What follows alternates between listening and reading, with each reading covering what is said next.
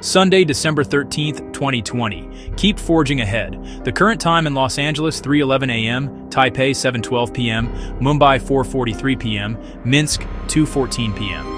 Here are the latest numbers from Worldometer. 72,108, 775 people have been infected around the globe with COVID-19. 1,613,693 have died from the disease. 5,596,274 have recovered. 3% death rate. The rest are open cases awaiting an outcome. Think we're doing 4 million cases a week, and now we're at 5 million cases a week.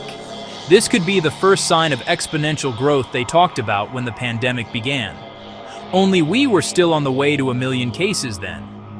Now we are on the threshold of 10 million cases a week to 20 million cases a week. The top 14 countries all have 1 million cases, only they haven't been increasing rapidly.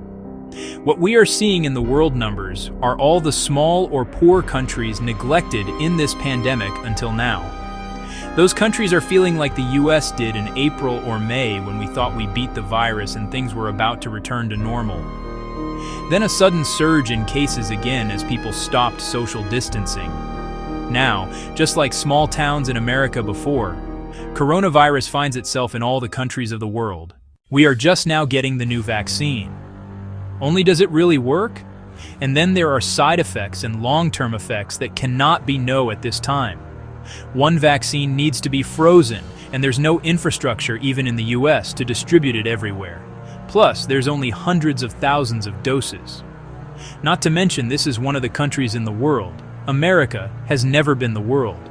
So while we might see vaccines create immunity, all of the other countries in the world are watching us on television while under lockdowns. As an American, it feels like we could turn the corner on the pandemic and attempt a return to normal in the near future. Only what I'm trying to express would be the fear for the world at this time. China has no vaccine, so will they stay in isolation for years and years?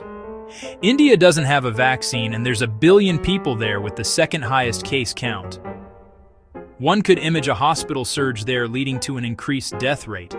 Who's going to help them when America needs everything she can muster to get herself back off the mat? Africa? South America? The Middle East? No vaccines, and they have growing case numbers.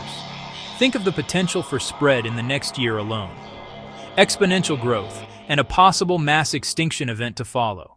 The imagination pictures a world where America, Canada, Europe, Australia, Russia, and China make it through.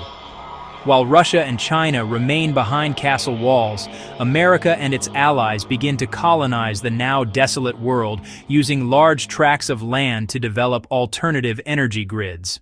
The potential exists. I know America will fight to keep as many people alive as possible, even if it means being hit by an attack from a foreign military. At this time, though, we are focused on saving ourselves.